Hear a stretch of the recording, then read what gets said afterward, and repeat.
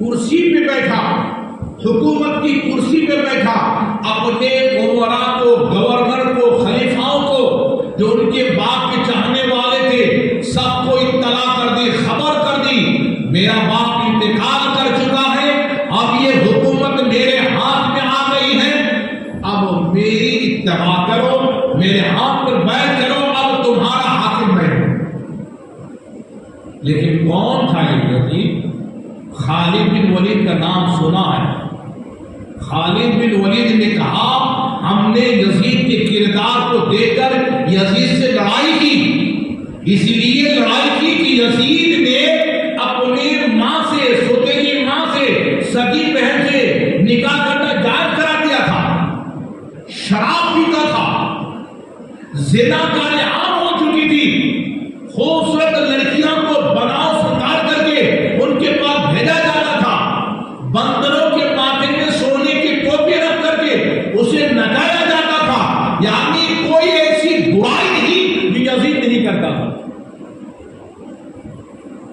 جب امام حسین کو پتا چلا تو آپ کو برداشت نہیں ہوا کہ ایک مسلمان ہو کر، مسلمانوں کا حاکم ہو کر اس طرح سے شریعت کے خلاف کام کرے، اس کے خلاف ایکشن لینا چاہیے۔ اور ادھر سے یزید کی طرف سے حکم جاری ہوا کہ جہاں تک ہماری حکومت کوئی بھی ہو، یہ فرمان جاری کر دو، وہ ہمیں حاکم تسلیم کر لے، ہمارے ہاتھ میں ہاتھ رکھ کر بیعت کر لے۔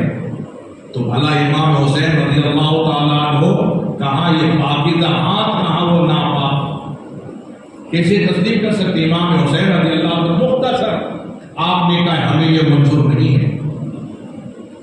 اور ادھر کوفہ والے جو امام حسین کے چاہنے والے تھے، حضرت علی کے چاہنے والے تھے، اہل بیت سے محبت کرتے تھے، یہ لوگ بھی دمشق کے والوں سے تھوڑا آپس میں کجی رکھتے تھے، حضرت امیر معاویہ کو اتنا نہیں مانتے تھے، اس لیے دمشق کے والے وہ امیر معاویہ جو دمشق کے ملک شام میں حکومت تھی اس کو تسلیم نہیں کرتے تھے کوفہ والے۔ تو پھر کوفہ والوں کو پتا چلا کہ امام حسین نے یزید کے ہاتھ میں ہاتھ دینے سے انکار کر دیا ہے، اور یہ لوگ تو پہلے سے نفرت کرتے، انہیں پتا چلا تو امام حسین اپنے گھر سے نکل چکے تھے، مدینہ المنورہ سے مکہ پہنچ چکے تھے، اور کوفہ والے کو پتا چل گیا، اس نے لکھا خط، چٹھی لکھا، کسی نے کہا 300، کسی نے کہا سینکڑوں چٹھی لکھا، اور کہے حسین یہ کوفہ میں آپ کے باپ کی حکومت تھی، آپ کے بھائی کی حکومت تھی، اور ہم آپ کے باپ کے چاہنے والے، بھائی کے چاہنے والے، آپ کے چاہنے والے ہیں، لہذا آپ یہاں پہ آ جائیے، ہمارا پیر بن جائیے، اپنے ہاتھ میں ہمارا ہاتھ لے لیجیے، ہم یزید سے مطلب پیر ہیں، یزید سے دوری اختیار کرنا چاہتے ہیں، یزید کو ہم پیر تسلیم نہیں کر سکتے، اس لیے کہ فاسق و زانی ہے، اس لیے آپ یہاں تشریف لے کے آئیے۔ یہاں تک کہ شرطوں میں امام حسین کو ایسے جکر لیا، کوفہ والوں نے کہا اگر آپ نہیں آئے اور مجبور ہو کر ہم لوگوں کو اگر یزید کے ہاتھ میں بیعت کرنا پڑا، اور کل قیامت میں خدا اگر ہم سے پوچھ لیا اے کوفہ والوں تم نے یزید کے ہاتھ میں بیعت کیوں کیا، تو ہم کہہ دیں گے ہم نے امام حسین کو کہا تھا کہ آپ کوفہ آئیے، اپنے ہاتھوں میں ہمارا ہاتھ رکھیے، آپ ہم کو مرید کر لیجیے، آپ ہمارا پیر بن جائیے، لیکن انہوں نے آنے سے انکار کر دیا، اس لیے مجبوری میں ہم اس کو پیر تسلیم کیے۔ تو پھر اس کا جواب امام حسین کو دینا، امام حسین مجبور ہو گئے، اس کے بعد مکہ سے کوفہ جانے کا ارادہ کیا، تو مکہ والوں نے مشورہ دیا، بڑے بڑے انسانوں نے، اے امام حسین کوفہ والے بڑے غدار ہیں، بڑے بے وفا، انہوں نے آپ کے باپ کو قتل کیا، آپ کے بھائی کو قتل کیا، اس لیے آپ جلدی مانی قدم بتائیے، ایک اچھے انسان کو آپ کوفہ بھیجیے، وہاں کے حالات دیکھ کر آپ کو اطلاع کرے گا، بعد میں جانا۔ مشورہ کر کے حضرت امام حسین نے اپنے بھائی، اپنے سگے چچا کے بیٹے حضرت مسلم بن عقیل، عقیل کے بیٹے مسلم کو بھیجا کوفہ میں. پھر کوفہ میں کیا ہوا وہ بات یہ لمبا ہو جائے گا. لیکن آج کی تقریر میں ایک سندیش دینا چاہتا ہوں، ایک پیغام دینا چاہتا ہوں کہ بھائی بھائی کے بیچ میں محبت کیسے ہونی چاہیے. آج جہاں بھی دیکھیے بھائی بھائیوں میں نا اتفاقی، معمولی بات پر نا اتفاقی. ایک بھائی دوسرے کو دیکھتے چہرہ پھیر لیتے ہیں.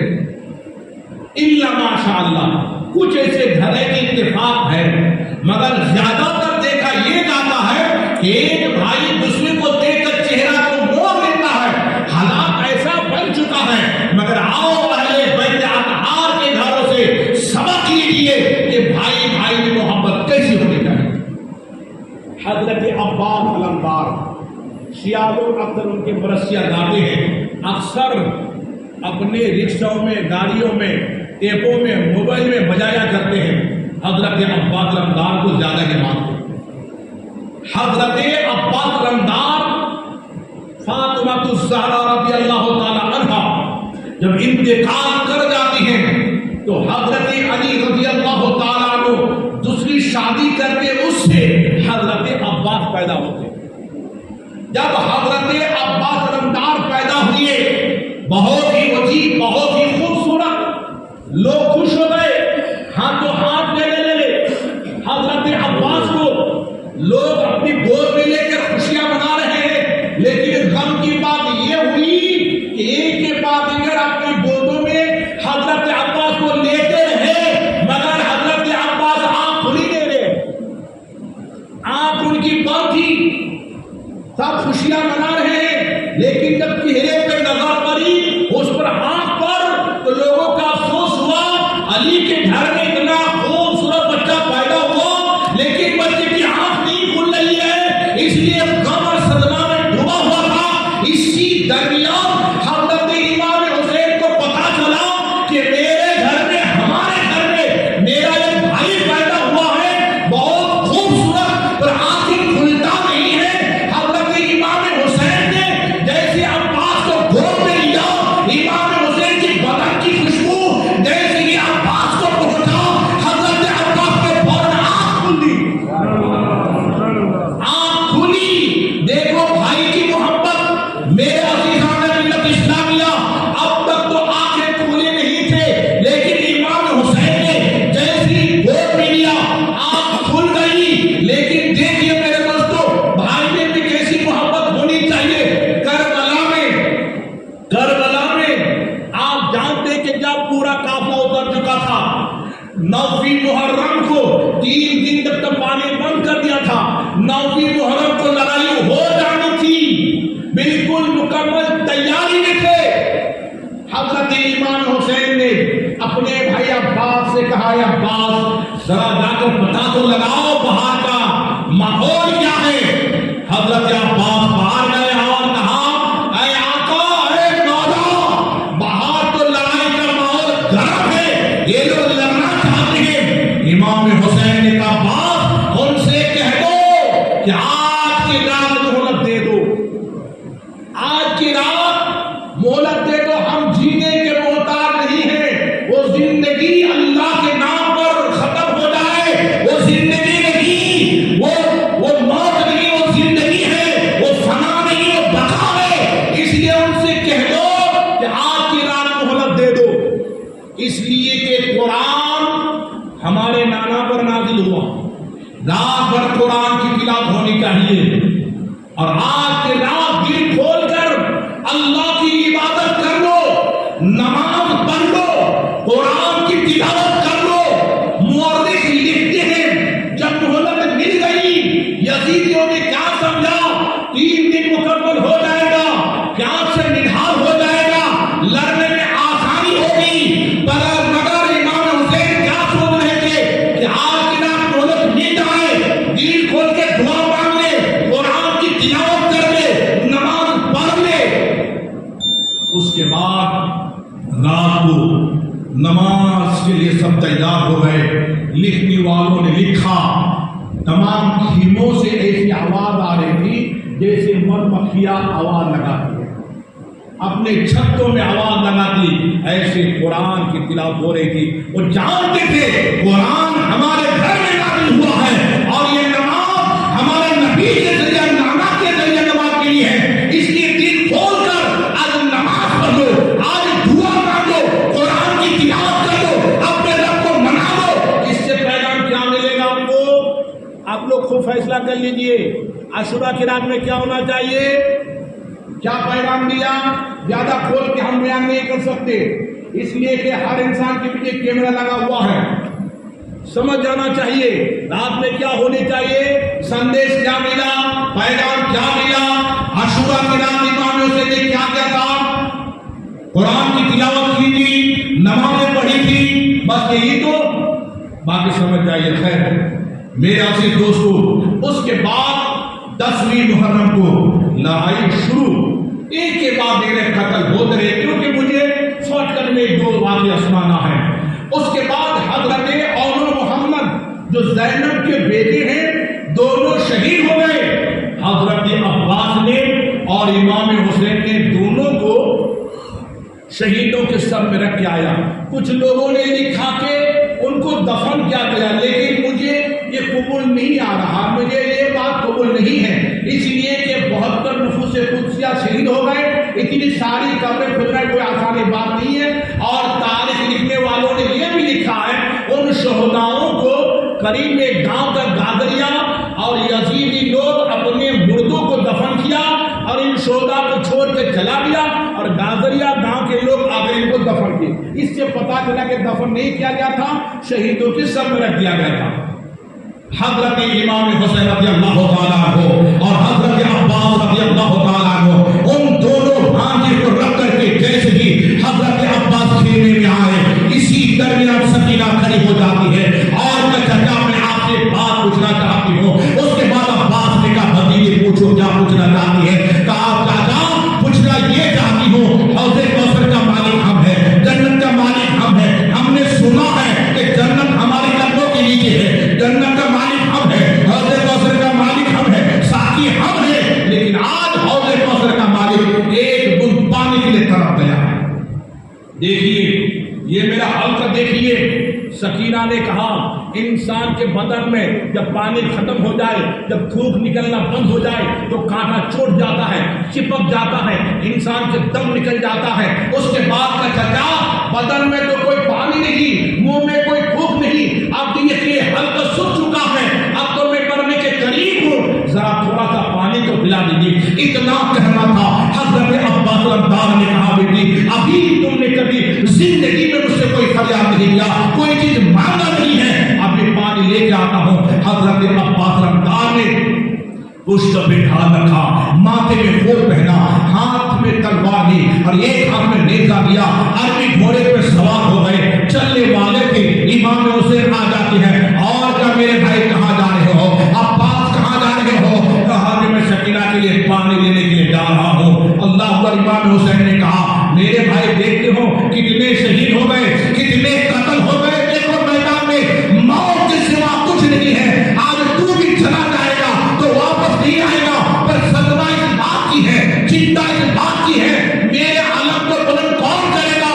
عباس نے کہا جب تک جان میں جان نہیں گی اس عالم کو بلند کر کے رکھوں گا، جب تک زندگی رہے گی یہ عالم بلند رہے گا. اور میرے آقا حسین یہ اسلام کا عالم ہے، صبح و قیامت تک یہ اونچا ہی رہے گا، بلند رہے گا. فکر مت کرو، مجھے جانے دو. امام حسین نے کہا جانا ہے چاہتے ٹھیک ہے جاؤ. حضرت عباس رضی اللہ تعالیٰ عنہ عربی گھوڑے پر سوار ہوئے.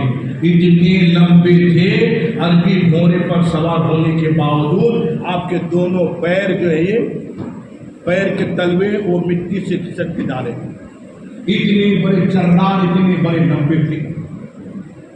جیسے ہی میدان کربلا میں پہنچا پورا میدان ہل چکا تھا، ظالم تھما چکا تھا.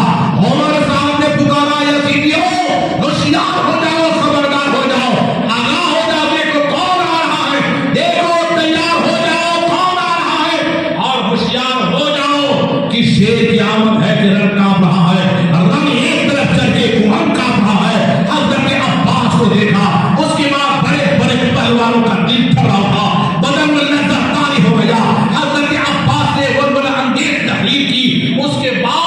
یزید کا دل ہل گیا، پانی کے متعلق بھی تقریر کی، بچوں کے پیاس کے متعلق بھی تقریر کی، اپنے خاندان کے بارے میں تقریر کی، اپنی عزت کے بارے میں تقریر کی، سب کچھ بیان کیا۔ اس کے بعد کھڑا ہو گیا، کہا کہ 2 بوند پانی دے دو۔ یزید خاموش رہا۔ ان میں سے عمر صاحب نے کہا ان کو جواب دو۔ حریثہ بن زید نے کہا کہ دیکھو ساری بات صحیح ہے، پانی لینے کے لیے بس ایک ہی تمہارے پاس اوسط ہے، یزید کے ہاتھ میں بیٹھ کر لو پانی پی۔ پھر تو امام حسین کا یہ شعر جلال میں آتا ہے، پھر یہ تقریر کی اور دنیا کے پانی کے بدلے میں تم ہمارا ایمان کو چھیننا چاہتے؟ ہم تو حوض کوثر کے مالک ہیں، تم نے کیسے سوچ لیا؟ دین کے پیاس کی وجہ سے ہم نے کوئی چیز طلب نہیں کی، آج بچی کے لیے پانی کے لیے آیا ہوں اور تم ایسے لعنت دے رہے ہو؟ ایک ظالم و جابر کے ہاتھ میں ہاتھ دے کر بیٹھ کرنے کے لیے تو یہ ناممکن ہے۔ تو پھر لڑنے کے لیے تیار ہو جاؤ۔ اب مجبور ہو کر حضرت عباس رمدار نے اپنے گھوڑے کو ایک لگایا، سیدھا نہر فرات میں پہنچا، مشکل کھڑا بھرنے کے بعد پانی کو اپنے چلو میں لیا اور پینا چاہا تو سکینہ کی پیاس یاد آ گئی اور کہا میرے آقا نے فرمایا پہلے بچے کو کھلاؤ پلاؤ بعد میں کھانا پینا، تو سکینہ پیاسی رہ جائے، میں اگر شہید ہو گیا پانی نہیں پہنچا پایا تو میں قیامت میں کیا جواب دوں گا؟ پانی وہیں پہ گرا دیا۔ گھوڑے سے کہا، ہاتھی میں ہاتھ پھرایا گھوڑے کو اور کا پانی پی لے۔ گھوڑے نے ہنہنا کر کہا اگرچہ میں جانور ہوں میں تمیز رکھتا ہوں، حسین یقین میرے آقا ہو کر جب پانی نہیں پیا یہ غلام کیسے پی سکتا ہے؟ گھوڑے نے انکار کر دیا۔ حضرت عباس رمدار نے مشکجا کو اپنے کاندھے پہ لگا دیا۔ اس کے بعد گھوڑے کو این لگائی، ہوا کی طرح دوڑنے لگا۔ ادھر عمر صاحب نے پکارا، یزیدیو اے امیہ کے غلاموں تمہاری بہادری کہاں ختم ہو گئی؟ اگر یہ پانی کا مشکجا حسین کے خیمے میں پہنچ گیا تو یہ لڑائی قیامت تک ختم نہیں ہوگی۔ جو بھی بچے کچے ہیں اگر یہ پانی پیے تو ہمارا نام و نشان مٹا دے، اس لیے جس طریقہ سے ہو بھی روکا جائے۔ انہیں بدبختوں میں سے یہ انسان جس کا نام حریثہ بن زید، انہوں نے آپ پر وار کیا، تلوار سے آپ کے پشت میں ڈھال میں تلوار ٹکرا کر کے وہ ایک طرف سے چھٹک گیا۔ حضرت عباس نے اس کے ہاتھ کو پکڑ کر زمین پٹک دیا۔ پھر ایک ظالم آتا آپ پر وار کرتا ہے، آپ نے اس کا جواب دیا، ایک بار ایک جواب دے رہے ہیں۔ اس کے بعد ایک ظالم نے ایسا وار کیا، دائیں ہاتھ کٹ گیا۔ جب کٹ گیا تو پانی کے مشکجا کو چمڑے کا بائیں ہاتھ میں لے لیا۔ پھر ایک ظالم نے اس پر وار کر دیا، اس کے بعد وہ ہاتھ بھی کٹ گیا۔ دانتوں سے تسمیہ کو پکڑ لیا اور خیمے کی طرف بڑھنے لگا۔ اس کے بعد پھر ایک آواز آتی ہے مرد سوار، یزیدیو تیروں کی برسات کر دو، پانی کا ایک قطرہ بھی خیمے میں نہ پہنچ پائے۔ اس کے بعد چاروں طرف سے تیر برسنے لگا، پانی کا مشکجا چھلنے کر بہ گیا۔ یہیں سے پکارا، عباس سکینہ مجھے معاف کرنا، تیری پیاس کو میں بجھا نہ سکا۔ چاروں طرف سے تیر برسنے لگا، اس کے بعد خون کے فوارہ نکل پڑے۔ حضرت عباس رمدار رضی اللہ تعالیٰ عنہ گھوڑے سے زمین پہ آ گئے اور ادرکنی یا مولا ہو، اے میرے آقا حسین مجھے سنبھالو۔